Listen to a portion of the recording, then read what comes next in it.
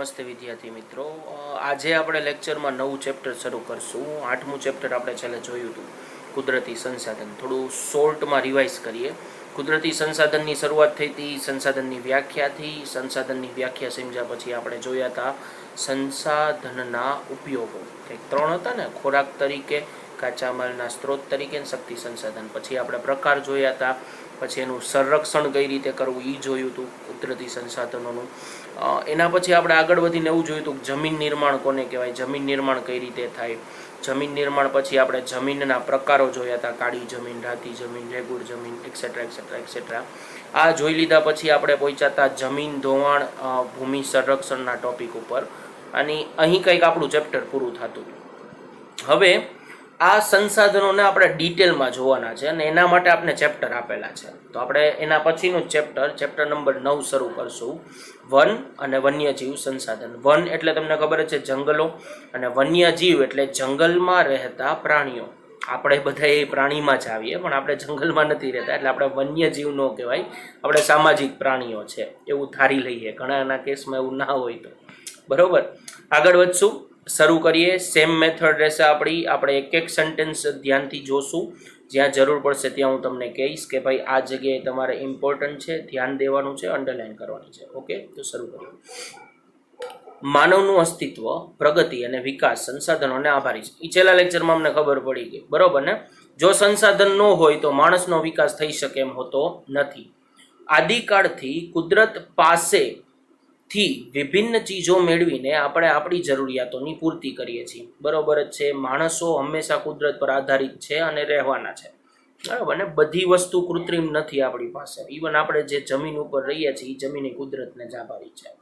અને આમાં આપણું ચેપ્ટર છે એ વન અને વન્યજીવ. તો સેમ જંગલો અતિ મહત્વનું સંસાધન ગણાય છે, લેખાય છે. જંગલોનો સામાન્ય અર્થ એટલે જંગલને સામાન્ય ભાષામાં એવું કહીએ, વૃક્ષ, ઝાખરા કે ઘાસનો સમુચય. સમુચય એટલે બધાનો સાથે અસ્તિત્વ. વૃક્ષો હોય, ઝાખરા હોય, ઝાડી હોય, ઘાસ હોય. કુદરતી વનસ્પતિ એ જ વનસ્પતિને સમાવી શકાય જેનો ઉચ્ચાર માનવીની સહાય વિના કુદરતી રીતે થતો હોય. કન્ડિશન હોય ને તો માણસ ત્યાં આવે તો એ કુદરતી ન હોય, કૃત્રિમ બની જાય. એટલે અહીંયા કુદરતી રીતે માનવની કોઈ સહાયતા વિના કુદરતી રીતે જો કોઈ વૃક્ષોનો ઉછેર થાય છે તો એને આપણે કુદરતી વૃક્ષો, કુદરતી વનસ્પતિ કહી શકીએ. અક્ષત વનસ્પતિ પણ કહે છે, જેને માનવ દ્વારા કોઈ પણ પ્રકારની છેડછાડ, સહાય કરવામાં આવી નથી. કુદરતના કારણે કુદરત બનાવી પણ શકે અને બગાડી શકે, અને એ પરિસ્થિતિમાં જે કોઈ વન્યજીવ કે વનસ્પતિ જીવે છે એ વનસ્પતિને આપણે કુદરતી સંસાધનમાં ગણી શકીએ. પહેલી કન્ડિશન છે કુદરતી. ભારતમાં આ પ્રકારની વનસ્પતિ હવે માત્ર હિમાલય, ભારતમાં કુદરતી વનસ્પતિ માત્ર હિમાલય, ખબર જ છે હિમાલય વિશે તો તમને. સુંદરવન, જ્યાં ગંગા નદી બંગાળાની ખાડીને મળે ત્યાં સુંદરવનનું જંગલ આવેલું છે. ભારતમાં વાઘે ત્યાં જ જોવા મળે છે. અને થારના રણના દુર્ગમ વિસ્તારોમાં જોવા મળે. આ એવી જગ્યા છે કે જ્યાં માનવીનો હસ્તક્ષેપ હજી થયો નથી. બીજી જગ્યાએ માનવીએ થોડું ઘણું છેડછાડ કરી હોય, પોતાના ફાયદા માટે લાકડા કાપ્યા હોય, જંગલો તોડ્યા હોય, અથવા તો સહાય કરી હોય. જોકે કાપાઈ છે એટલી સહાય નથી થતી, પણ કરી હોય તો. ઓકે, હવે આ હતી પ્રસ્તાવના કે ચેપ્ટરમાં શું હશે. 2 વસ્તુ એના વિશેની ડિટેલ આપી. હવે આપણે પહેલી વસ્તુ એટલે આપણા માટે વન ઉપર ફોકસ કરીએ. જંગલોનું વર્ગીકરણ. વર્ગીકરણ એટલે એના પ્રકાર પાડવા છે. કેમ ક્લાસના પ્રકારો 10મું ધોરણ, 11મું ધોરણ, એમ જંગલો. આ વર્ગીકરણ જુદી જુદી દ્રષ્ટિએ કરવામાં આવે છે. કઈ દ્રષ્ટિ? તો કે એક તો આબોહવાના આધારે જંગલો થાય. આપણે 9માં એવું ચેપ્ટર જોયું હતું, સમશીતોષ્ણ ને એવું બધું આપણે આવ્યું હતું. તમને યાદ હોવું જોઈએ, ભગવાનની દયાથી તો હશે નહીં, મને ખબર જ છે. અહીં આપણે વહીવટી તથા માલિકી અને વ્યવસ્થાપનની દ્રષ્ટિએ પડતા જંગલોના 3 પ્રકાર ટેન્શન લ્યોમાં આપણે જોશું ડિટેલમાં કે આ શું કહે છે. પહેલો પ્રકાર આપણે વહીવટી જ જોશું. વહીવટી એટલે શું? તો કે જે તે જંગલનો વહીવટ કોણ કરે છે. તો પેલું છે અનામત જંગલ, રિઝર્વડ ફોરેસ્ટ. આ પ્રકારના જંગલો સીધા સરકારી તંત્રના નિયંત્રણમાં, એટલે સરકારના હસ્તક હોય, સરકારનું એના ઉપર નિયંત્રણ હોય. આમાં લાકડા કાપવા એટલે કે ઝાડને તોડી એના લાકડા કાપવા, વીણવા, કુદરતી રીતે ડાળી ડાળખા પડી ગયા હોય તો એ વીણવા, કે પછી પશુ ચરાણ એટલે પોતાની પાસે જે પાલતુ પશુઓ હોય એને ત્યાં ચરાણ કરી લઈ જવા માટેની મનાઈ હોય છે. અનામત જંગલ 2 પોઈન્ટ એક સરકારના હસ્તક સરકારના હાથમાં હોય અને અહીંયા લાકડા કાપવા વીણવા કે પશુ ચરાણ ઉપર બંધ મનાઈ હોય છે. મનાઈ એટલે મનાઈ, એમાં ક્યાંય છૂટછાટ આપવામાં આવતી નથી. કયું જંગલ કહેવાય? અનામત. બીજો પોઈન્ટ સંરક્ષિત જંગલ. આ પ્રકારના જંગલોની દેખભાળ સરકારી તંત્ર દ્વારા કરાય છે. સરકારી તંત્ર દ્વારા કરાય છે. ઓમાં કંઈક સરકારી તંત્ર હતું, અહીંયા શબ્દ થોડોક બદલે છે. આ સરકારી તંત્રના નિયંત્રણમાં હતું. અહીંયા દેખભાળ એટલે એના ઉપર ધ્યાન રાખવું. નિયંત્રણ એટલે પૂરેપૂરો કબજો તમે ગણી શકો. અહીંયા ધ્યાન રાખશે કોણ? સરકારી તંત્ર. વૃક્ષોને હાનિ પહોંચાડ્યા સિવાય લાકડા વીણવાની અને પશુ ચરાણની સ્થાનિક લોકોને છૂટ.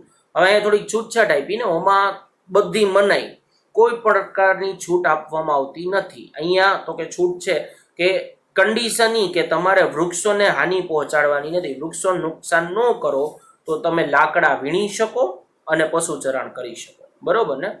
ઓકે, લાકડા વીણવાની વાત કરી છે, હજી લાકડા કાપવાની છૂટ નથી. સંરક્ષિત જંગલ છે.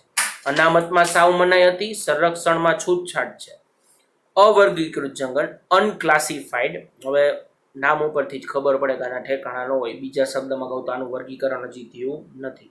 અહીં વર્ગીકરણ જ નથી થયું તો ધ્યાન રાખવાવાળું કોઈ છે નહીં, મન પડે એમ કરી શકો. એટલે આપણા કેસમાં વૃક્ષોને કાપી શકો અને પશુ ચરાણી કરી આવી શકો.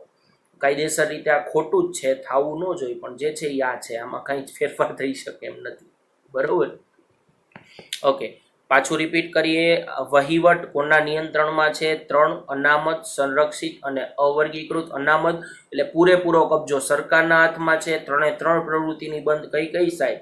લાકડા કાપવા, વીણવા કે પશુ ચરાણ બંધ. અનામત બંધ એટલે મનાઈ, નિયંત્રણમાં.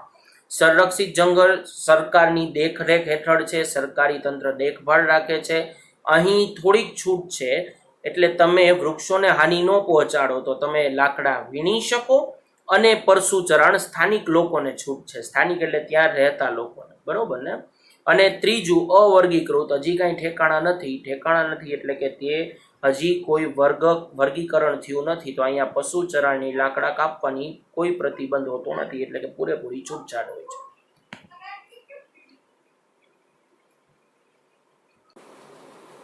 આગળ હવે આપણે જોઈએ માલિકી, વહીવટી અને વ્યવસ્થાપનની દ્રષ્ટિએ જંગલોના પ્રકાર. ભારતમાં જંગલોને માલિકી, વહીવટી અને વ્યવસ્થાપન. ઓકે, ઉપર જે હતું એ વહીવટી હતું ને, આમાં માલિકી, વહીવટી અને વ્યવસ્થાપન આ 3 ભાગમાં વહેંચ્યું છે. આપણે ઉપર વહીવટી જોયું હતું. અહીંયા ફરક શું છે જોઈએ. રાજ્ય માલિકીનું જંગલ એટલે કે સ્ટેટ ફોરેસ્ટ, નામ ઉપરથી ખબર પડે કે આની માલિકી રાજ્યની હોય. આ પ્રકારના જંગલો પર નિયંત્રણ રાજ્ય કે કેન્દ્ર સરકાર, અહીંયા થોડોક ટ્વિસ્ટ, રાજ્ય કે કેન્દ્ર સરકાર સેન્ટ્રલ ગવર્મેન્ટનો હોય છે. અને દેશના મોટાભાગના જંગલો આ વિસ્તારમાં એટલે કે મોટાભાગના જંગલો આવા છે કે રાજ્ય અથવા તો સેન્ટ્રલ ગવર્મેન્ટ કેન્દ્ર સરકાર એના ઉપર નિયંત્રણ રાખશે. સામુદાયિક વન. આ પ્રકારના જંગલો પણ સ્થાનિક સ્વરાજની સંસ્થાઓ એટલે કે ગ્રામ પંચાયત, નગરપાલિકા, મહાનગરપાલિકા, જિલ્લા પંચાયતનું નિયંત્રણ. અહીંયા રાજ્યનો આવ્યું, કેન્દ્રનો આવ્યું, એનાથી નીચલું લેવલ એટલે કે સ્થાનિક ત્યાંના લોકોમાં ગામ હોય તો ગ્રામ પંચાયત, નગર પંચાયત, નગરપાલિકા, મહાનગરપાલિકા, જિલ્લા પંચાયત, આ બધું હોઈ શકે ત્યાં. અને ત્રીજું ખાનગી. ખાનગી એટલે ખબર પડે, તમે ખાનગી શબ્દથી પરિચિત જ હોય, વ્યક્તિગત માલિકી. આ પ્રકારનું જંગલ વ્યક્તિગત માલિકીનું હોય છે. આવા જંગલો ક્યાં જોવા મળશે? તો કે ઓડિશા, મેઘાલય, પંજાબ, હિમાચલ પ્રદેશ એમાં વધારે પડતા વિશેષ પ્રમાણમાં જોવા મળે છે. જોકે આ પ્રકારના ઘણા ખરા જંગલો શત વિકસિત અવસ્થામાં તો કેટલાક ઉજ્જડ અવસ્થામાં છે. શત વિકસિત એટલે કુદરતી રીતે, હવે ઘણીવાર કુદરતી રીતે હોય, વિકસિત એટલે કુદરતી નથી, માનવો દ્વારા કરવામાં આવે છે કે માનવો પાક લેવા માટે જે તે જંગલી પેદાશ મેળવવા માટે પોતે જ જંગલનું સંચાલન કરતા હોય, વૃક્ષો વાવતા હોય અને ઘણી જગ્યાએ ઉજ્જડ બની ગયા છે કે હવે એ લોકો એનું ધ્યાન નથી રાખતા વ્યક્તિઓ. બરાબર ને? ત્યારબાદ છે નિર્વનીકરણ. નિર્વનીકરણ એટલે વનીકરણ શબ્દ તમે સાંભળ્યો છે, વૃક્ષો વાવવા, જંગલો વધારવા. નિર્વનીકરણ એટલે એક્ઝેક્ટ ઓપોઝિટ, જંગલનો વિનાશ. નિર્વનીકરણ એટલે જંગલોનું નષ્ટ થવું એટલે જંગલોનું વિનાશ થવું. અત્યંત ઊંચા દરે થતું નિર્વનીકરણ આપણા દેશ નહીં પણ સમગ્ર વિશ્વની મુખ્ય સમસ્યા પૈકીનું એક છે. અત્યારે જ પરિસ્થિતિ ઘણી ખરાબ છે વિશ્વની, કે નવા રોગ, ખરાબ પરિસ્થિતિ, વાતાવરણ જે પહેલાં આપણે વાતાવરણ અનુભવ કરતા એનાથી ખરાબ પરિસ્થિતિ હોય છે, જરૂર કરતાં ઓછો કે જરૂર કરતાં વધારે વરસાદ થતો હોય છે. અને આ બધી સમસ્યાઓના મૂળમાં ક્યાંક પ્રદૂષણ છે, અને પ્રદૂષણ વધવાના મૂળમાં ક્યાંક જંગલોનો થતો વિનાશ છે. કે માનવો પોતાની જરૂરિયાત સંતોષવા, પોતાની જિંદગીને સહેલી કરવા માટે કુદરતી સંપત્તિઓનો વિનાશ કરે છે. અને આ પરિસ્થિતિથી આપણે બધા અત્યારે ભોગવીએ છીએ. કલ્પના કરો કે આપણા પછીની પેઢીને કેટલી ખરાબ પરિસ્થિતિનો સામનો કરવો પડશે. અને એના માટે જ અત્યારે તમને આ બધું સમજાવવામાં આવે છે કે શું કરવાનું છે અને શું નથી કરવાનું. માનવીની વિકાસ યાત્રાનું પરિણામ તેને ગણી શકાય. કોને? આ નિર્વનીકરણને મુખ્ય સમસ્યા છે ને. જો કે કુદરતી રીતે પણ વૃક્ષ નાશ પામે છે. ઘણી જગ્યાએ કુદરતી રીતે વૃક્ષો વિનાશ થાય છે. દર વખતે જરૂરી નથી માનવીથી થાય, પણ મોટા ભાગમાં માનવી દ્વારા જ વિનાશ કરવામાં આવે છે. અને આમાંય કીધું છે કે માનવીના હસ્તક્ષેપથી થતા વિનાશની તુલનામાં તે ન ગણીએ છે. એટલે ન ગણો તોય હાલે. એટલે માનવી 10 ઝાડવા કાપતો હોય ને તો કુદરતી રીતે કદાચ એક ઝાડવાની એક ડાળી તૂટતી હોય, ન ગણો તોય હાલે, એના જેવું છે. આ નિર્વનીકરણની અસરો શું થાય છે? નિર્વનીકરણની અસરો વ્યાપક, બહુ મોટા પ્રમાણમાં જોવા મળે છે. વાતાવરણમાં કાર્બન ડાયોક્સાઇડની માત્રા વધે છે, CO2. તમને ખબર જ છે કે આપણે જે કાંઈ યંત્રો વાપરતા હોય, કાર્બન ડાયોક્સાઇડ નો નિક્ષેપ, એટલે કાર્બન ડાયોક્સાઇડ વાતાવરણની અંદર છૂટો મૂકતો હોય, અને વૃક્ષો એની અંદરથી પોતાને જરૂરી તત્વો લઈને ઓક્સિજન પ્રોવાઈડ કરતા હોય. વૃક્ષો જ નહીં હોય તો ઓબ્વિયસ છે કે આ પ્રોસેસ નહીં થાય અને કાર્બન ડાયોક્સાઇડ વધશે. આનાથી હરિત ગૃહ પ્રભાવ, ગ્રીન હાઉસ ઇફેક્ટની અસરો વધારે ઘેરી બને છે, જે તે સમય સાયન્સમાં આવેલું તમારે. વૃક્ષોનું આચ્છાદન દૂર થતાં માટીના ધોવાણથી ખેતીની ફળદ્રુપતાની સમસ્યાઓ પણ વધે છે. આપણે કીધું હતું એમ, આગળ આપણે જોયું હતું ધોવાણના પોઈન્ટમાં, કે જે વૃક્ષો છે ને જમીનને જકડી નાખે. વૃક્ષો જ નહીં રહે તો જમીનના ઉપલા પડનું ધોવાણ થશે અને જે કાંઈ ફળદ્રુપતા છે જમીન એ ગુમાવી દેશે.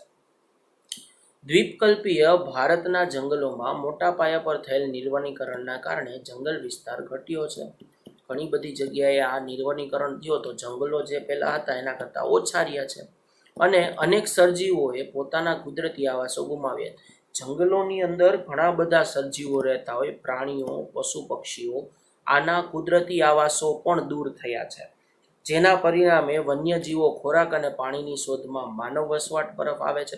હવે એની રહેવાની જગ્યા નથી, એને ખાવા માટે ખોરાક નથી, તો એ વન્યજીવો શું કરશે? તો કે એ ખોરાકની રાહમાં, ખોરાકની ચાહમાં માનવી એટલે કે આપણે લોકો જે રહીએ છીએ એ વસવાટ તરફ આવશે. અને અહીંયા ખરાબ પરિસ્થિતિ એમના માટે થાય ને આપણા માટે થાય. માણસોને નુકસાન પહોંચી શકે, પ્રાણીઓને તો નુકસાન ઓલરેડી પહોંચાડ્યું છે આપણે. માંસાહારી વન્યજીવો દ્વારા જંગલના નજીકના ક્ષેત્રોમાં વસતા પશુપાલકોના પાલતુ પશુઓનું મરણ બનાવો વધી રહ્યા છે. તમે છાપામાં, ન્યૂઝમાં જોતા જશો કે ભાઈ પ્રાણીનો શિકાર કર્યો ને માણસને ઘાયલ કર્યો ને. આવું શું કામ થાય છે? એવું નથી કે પ્રાણીઓ જાણી જોઈને આવે છે. માનવે એવી પરિસ્થિતિ કરી છે કે એને પોતાનું અસ્તિત્વ ટકાવી રાખવા માટે પણ જંગલો છોડીને અહીં આવવું પડે છે. એટલે ક્યારેક એ પણ મગજમાં વિચારીને આગળ વધવું જોઈએ કે આ ખોટું થાય છે, પણ આ છે, આ હાલની પરિસ્થિતિ છે. બરાબર ને? તો આજે આપણે અહીંયા સુધી રાખીએ. નેક્સ્ટ લેક્ચરમાં આપણે આગળ જોશું. ત્યાં સુધી જય હિન્દ, જય ભારત.